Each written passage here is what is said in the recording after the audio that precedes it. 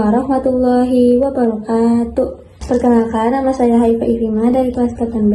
Jadi di sini saya akan membacakan cerita tentang yang berjudul Maryam binti Imran.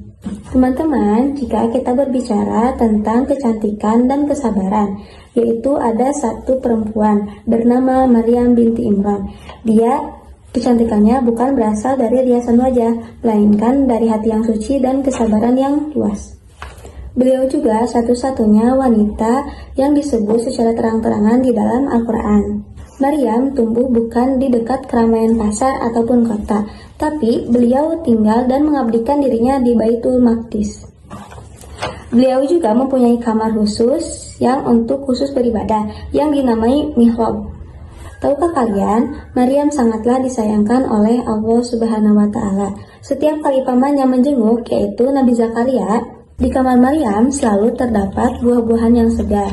Padahal pada saat itu bukan musim buah tersebut. Nabi Zakaria pun bertanya kepada Maryam, "Wahai Maryam, dari mana ini?" Maryam pun menjawab dengan lembut, "Ini dari sisi Allah. Sesungguhnya Allah memberi rizki kepada orang yang dikehendakinya tanpa batas." Lalu suatu hari ketika Maryam sedang menyendiri, tiba-tiba muncul sosok laki yang sangat tampan. Maryam ketakutan, beliau berlindung kepada Allah. Ternyata sosok itu adalah malaikat Jibril yang membawa kabar mengejutkan, yaitu malaikat Jibril pun berkata, "Engkau akan mengandung satu orang putra yang suci." Maryam pun terheran-heran, bagaimana dia bisa punya anak, sedangkan tidak ada laki-laki sama sekali yang menyentuhnya. Malaikat Jibril pun menjawab, "Demikianlah Allah menciptakan apa yang Dia kehendaki." Hari-hari kehamilan pun tiba. Maryam menjauh dari orang-orang, beliau pergi ke tempat yang asing. Menahan rasa sakit itu sendirian di bawah pohon kurma. Dalam lelah haus yang luar biasa, Maryam pun hampir menyerah. Namun, Allah menenangkan hatinya dengan aliran air di bawah kakinya dan buah kurma yang terjatuh. Namun, ujian yang sebenarnya bukan saat melahirkan, melainkan saat beliau kembali ke kota sambil menggendong bayinya. Orang-orang berkerumun, menghina, dan mencaci maki. Ada yang berkata, "Wahai Maryam, ayahmu bukan orang jahat, ibumu bukan penzina, tapi mengapa engkau membawa bayi ini?" Tapi, pada saat Maryam dicaci maki, beliau tidak mengeluarkan sepatah kata apapun, sesuai dengan perintah Allah Subhanahu wa Ta'ala. Beliau hanya menunjuk kepada bayinya. Lalu orang-orang itu pun tertawa. "Bagaimana mungkin kami bicara dengan bayi yang masih di ayunan?" Tiba-tiba suasana pada saat itu pun menjadi hening.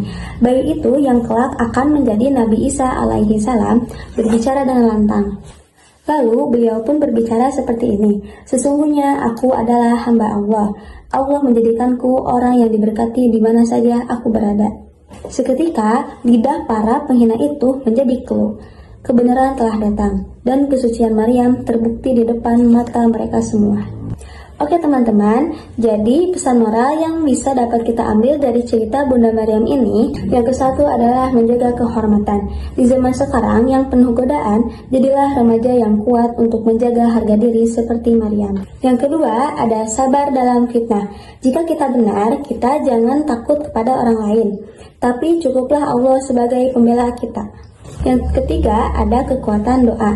Dekatkanlah dirimu kepada Allah di tempat yang sunyi, maka Allah akan menolongmu di tempat yang ramai.